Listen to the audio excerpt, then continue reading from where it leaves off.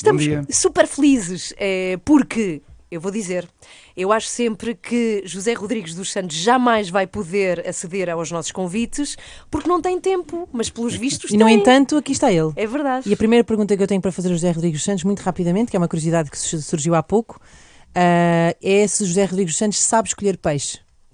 Sei escolher peixe? Não esperavas esta? Não. Não, quer dizer, não sei escolher peixe, compro peixe, mas não... Há bocadinho estávamos a falar sobre isso, porque eu estava aqui a confessar que sentia-me um pouco impostora enquanto adulta porque não sabia escolher peixe.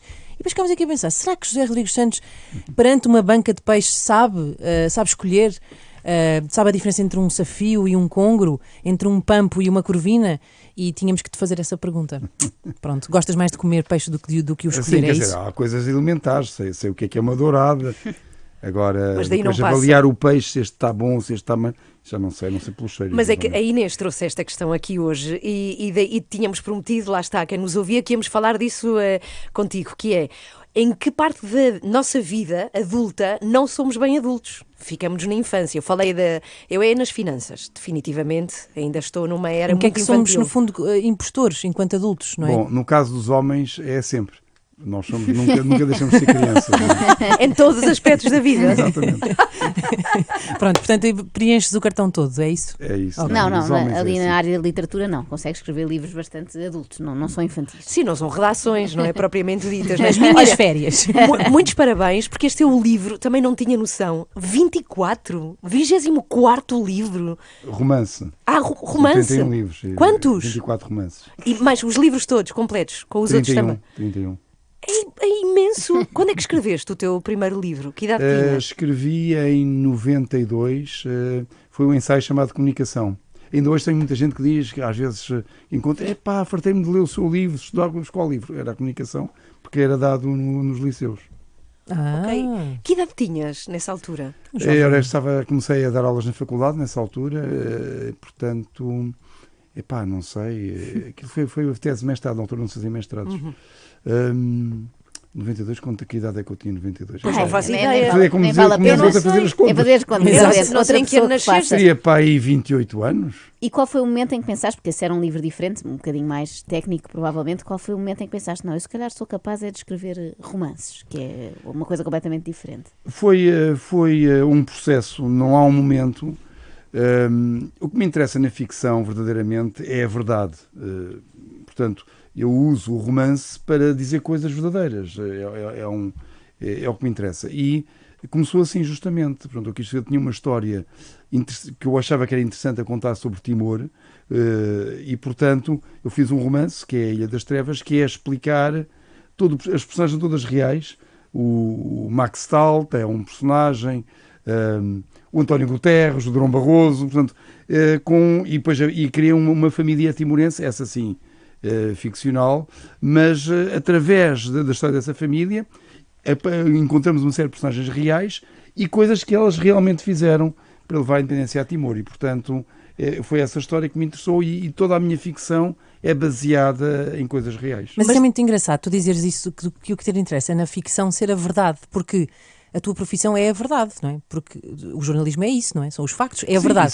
Tu podias usar a ficção quase como um escape, não é? Para aquilo ser o que tu quisesses, não te preocupando com isso. E, no entanto, essa obsessão, vai entre aspas. Não, eu até diria que é um pouco mais do que isso. É complementar, isto é, num certo sentido, há certas coisas, por exemplo, que nós falamos e que sabemos enquanto jornalistas, mas não podemos noticiar porque falta-nos a prova e se nós dissermos aquilo, podemos ser processados e não sei o quê. E, portanto, através da ficção, eu posso contar tudo. E depois dizer, mas onde é que está a prova? É ficção, mas aqui estou a dizer a verdade. Não é? E, portanto, aliás, tem um romance assim chamado A Mão do Diabo, que é explicar a crise. O tema ficcional do romance é o Tribunal Penal Internacional iniciou um processo contra os autores da crise por crimes contra a humanidade. Logo aqui se vê que é ficção, porque um processo tal nunca seria possível realizar-se. E através dessa história ficcional, nós vamos perceber as razões da crise em que Portugal mergulhou e vamos procurar responsabilidades. E claro que há coisas ali que me diziam, olha, aconteceu isto, mas eu não posso, ninguém assumia em público e falava sempre o documento. mas no romance portanto, eu procurei Ou explicar. seja, tu usas tudo a isso. ficção para aceder à verdade como não é como te convém, mas como não é para Mas no montar fundo, não estou a dizer que é o meu caso, mas a grande literatura é sobre isso. Todos os grandes romances da literatura universal são romances que têm uma relação com a verdade. É por isso que quando na Academia Portuguesa se pensa que a literatura tem a ver só com o estilo, é um engano. Nenhuma obra que se baseia exclusivamente no estilo é uma obra da literatura universal. Todas as obras da literatura universal têm uma relação com a verdade. E há até casos de obras que, do ponto de vista do estilo, são muito fracas, o caso de 1984 do George Orwell, e que, no entanto, são obras universais porque nos revelaram verdades profundas sobre o nosso mundo. A questão é, tu podes ir à China?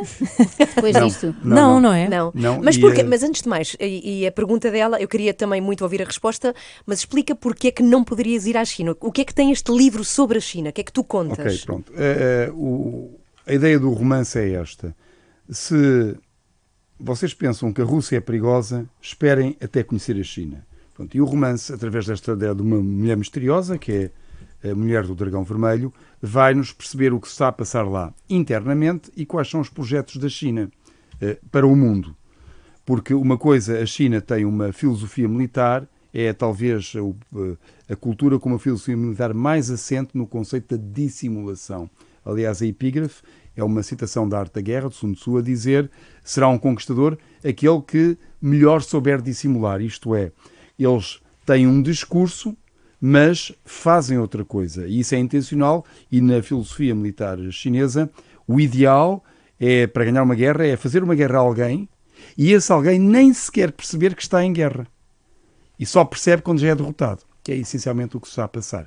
É importante também sublinhar que é um romance que não é sobre a China, é sobre o regime do Partido Comunista Chinês. Não tem nada a ver com os chineses, quer dizer, tem no sentido em que eles são as primeiras vítimas deste sistema totalitário que está instalado. E, portanto, através do romance, eu procuro explicar o que se está a passar lá, e o que se está a passar lá é muito semelhante ao que se passou, por exemplo, na Alemanha, durante o regime nazi.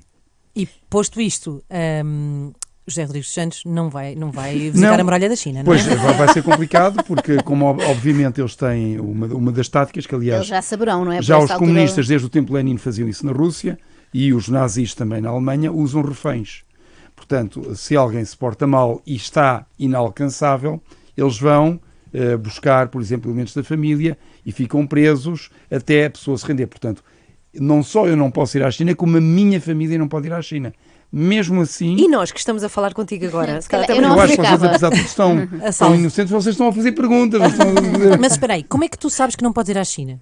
Porque eu vejo o que se passa com todas as pessoas que criticam a China, sobretudo, não é que criticam a China, que criticam o regime do Partido Comunista Chinês. Não que é recebeste nenhum diferente. postal em casa a dizer, Portanto, não há venha à europeus, China. por exemplo, eles já raptaram um sueco, um cidadão sueco, por ter criticado o regime. O quê? Portanto, eles Mas foram raptaram buscá-lo. na Suécia. Não, ele vivia na Tailândia. Foram lá estava mais buscá-lo e perto. levaram.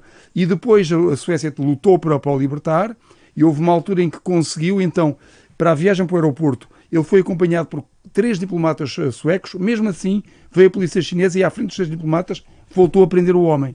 E, portanto, Não há cá diplomacia que valha exatamente, nessa... não. E eles têm práticas Mas de... como é que o regime chinês, desculpem, mas como é que o regime chinês de repente tem tanto com que se preocupar, o país é gigantesco e eles sabem que há um tipo em Portugal chamado José Rodrigues dos Santos que escreveu um livro que, não é? E como há outros noutros tantos países, como esse senhor sueco, eles têm que ter uma rede super bem montada.